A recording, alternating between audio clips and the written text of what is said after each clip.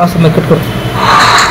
आषाढी यात्रेच्या महासोहळ्यासाठी महाराष्ट्राच्या कानाकोपऱ्यातून लाखो भाविक पंढरीत येत असतात। आषाढी यात्रेचा महासोहळा दिनांक 17 जुलैला देवशयनी एकादशी दिनी साजरा होणार आहे।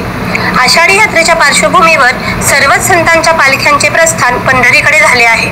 वारकरी भाविकांची पाऊले पंढरीच्या दिशेने वाटचाल करीत आहेत। श्री विठ्ठल रुक्मिणी मंदिराच्या गर्भगृहातील संवर्धनाचे काम पूर्ण झाले असल्याने यावर्षी भाविकांना पुरातन श्री विठ्ठल मंदिराचे दर्शन होणार आहे। आषाढी यात्रेचा महासोहळा उंबरठ्यावर येऊन ठेपला असून सर्व शासकीय यंत्रणा सज्ज झाल्याचे दिसत आहे। पंढरीतील बाजारपेठाही फुललेल्या दिसत आहेत। वारकऱ्यांचे माहेर असणाऱ्या पंढरीतील श्री विठ्ठल रुक्मिणी मंदिर समितीच्या वतीने मंदिर व मंदिर परिसरात आकर्षक व नयनरम्य अशी विद्युत रोषणाई करण्यात आली आहे। या विद्युत रोषणाईने मंदिराच्या वैभवात अधिकच भर पडत असल्याचे दिसत आहे। मंदिरावर तसेच सभामंडपात